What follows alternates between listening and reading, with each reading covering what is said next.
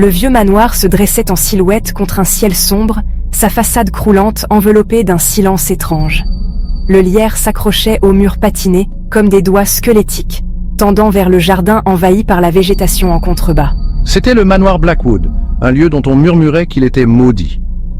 Léa, une jeune femme assoiffée d'inconnu, se tenait devant le portail rouillé, les yeux brillants d'anticipation. Je suis fascinée par les histoires de fantômes, attirée par les mystères du monde invisible. Es-tu sûre de vouloir faire ça, Léa? Cet endroit a mauvaise réputation. Tu ne le sens pas, Léa? L'histoire, la tristesse, ça nous appelle. Malgré ses réserves, Lucas suivit Léa à contre-cœur à travers le portail rouillé et dans le jardin envahi par la végétation. Le silence des lieux n'était rompu que par le bruissement des feuilles et le croassement lointain des corbeaux. Alors qu'ils approchèrent du manoir, un vent froid les fouetta, portant un murmure grave et plaintif qui semblait émaner des pierres même du bâtiment. Léa frissonna, ses sens en éveil. L'aventure, le mystère, tout se déroulait devant elle. C'était exactement le genre de frisson qu'elle recherchait. À l'intérieur du manoir, la poussière était épaisse sur toutes les surfaces et des toiles d'araignée drapaient les meubles en décomposition comme des suaires fantomatiques. L'air était vicié et lourd, rempli d'une odeur de moisi qui témoignait d'années de négligence. La lumière du soleil avait du mal à pénétrer les fenêtres recouvertes de crasse, projetant de longues ombres dansantes sur le sol. Cet endroit est un piège mortel. Une bonne tempête et tout s'écroulera. Léa errait à travers les pièces sombres, ses pas résonnant dans le silence. Elle passait ses doigts sur les murs fissurés, sentant le poids des souvenirs oubliés s'accrocher aux pierres mêmes. Lucas, toujours pragmatique, s'occupait d'inspecter l'intégrité structurelle du bâtiment.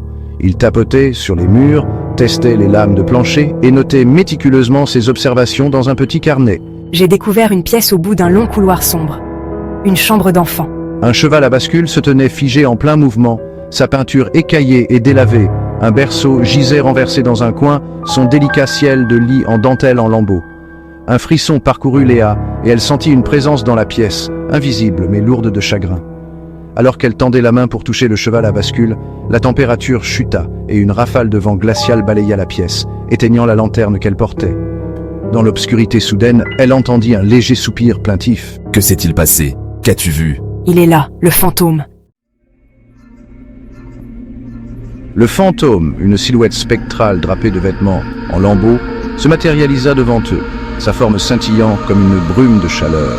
J'étais autrefois le maître de cette maison, mais ma joie a été brisée, ma vie volée. S1, je suis Léa. S3, qui êtes-vous? Il fit un geste vers la chambre d'enfant, sa forme spectrale vacillant avec l'intensité de son émotion. Ma femme et mon enfant, arrachés à moi par un cruel coup du sort. J'erre dans ces couloirs, enchaînés aux souvenirs de leur perte. Que leur est-il arrivé, Elias? La peur céda la place à la curiosité alors que Léa se sentait attirée par le chagrin palpable du fantôme. Elle écoutait attentivement, son cœur rempli d'empathie pour l'esprit en deuil. Elle comprenait maintenant la profonde tristesse qui s'accrochait au manoir, les échos d'une tragédie passée depuis longtemps. Lucas, bien qu'encore méfiant, se laissait captiver par le récit du fantôme. Il scrutait Elias, essayant de rationaliser l'apparition comme un jeu de lumière ou un produit de leur imagination. Mais l'émotion brute dans la voix du fantôme, le froid tangible qui s'accrochait à l'air, était indéniable. Il devait l'admettre. Il y avait quelque chose de vraiment étrange, d'inexplicable, à l'œuvre dans le manoir.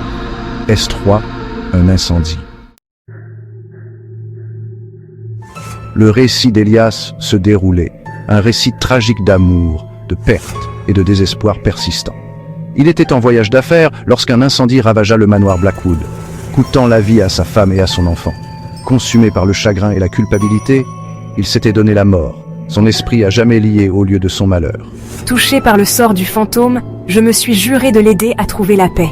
Mais alors qu'il s'enfonçait dans le mystère de l'incendie, une présence maléfique commença à s'agiter au sein du manoir.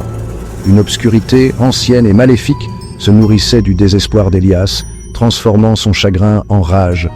La température chuta, les ombres dansèrent avec une intention menaçante et un sentiment palpable d'effroi descendit sur la vieille demeure. Il ne s'agit plus d'un triste fantôme, Élise, avertit-il. Il y a autre chose ici, quelque chose de dangereux. La peur rongeait Élise, mais elle refusait d'abandonner Elias. Elle ressentait la responsabilité de l'aider à trouver la paix. à se libérer des chaînes de son désespoir. Alors que l'obscurité s'intensifiait, la forme d'Elias commença à se déformer, ses yeux tristes brûlant d'une lumière rouge maléfique.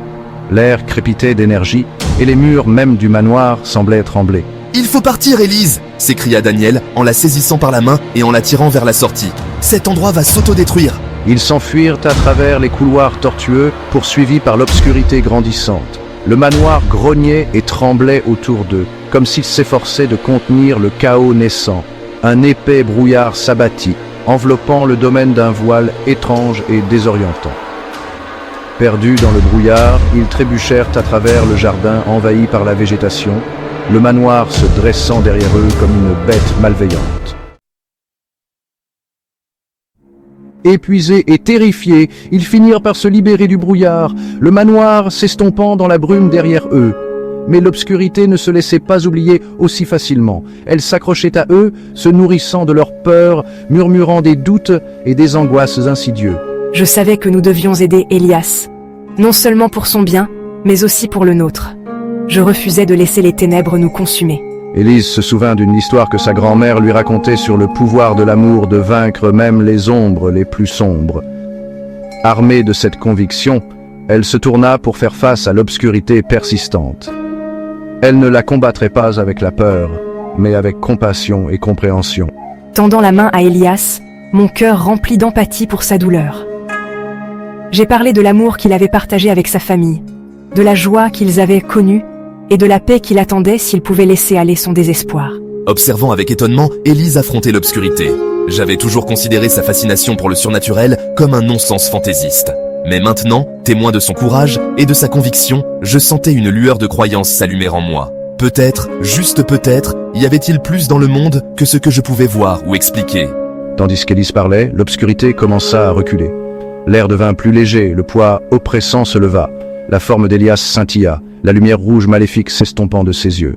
Ses traits s'adoucirent, retrouvant leur tristesse passée, mais maintenant bordés d'une lueur de paix. « Merci » murmura-t-il, sa voix un faible écho. « Tu m'as montré le chemin. Je peux partir maintenant. » Et avec un dernier soupir, Elias s'évanouit, son esprit enfin en paix. Le manoir se tenait silencieux, l'obscurité levée, la malédiction brisée. Le brouillard se dissipa, révélant un ciel qui commençait à s'éclaircir avec l'aube. Élise et Daniel se tenaient, main dans la main, regardant les premiers rayons du soleil baigner le vieux manoir d'une lueur chaude. La malédiction était brisée, le fantôme apaisé. Il ne restait que le silence de la vieille demeure et le murmure d'une histoire qui les lierait à jamais.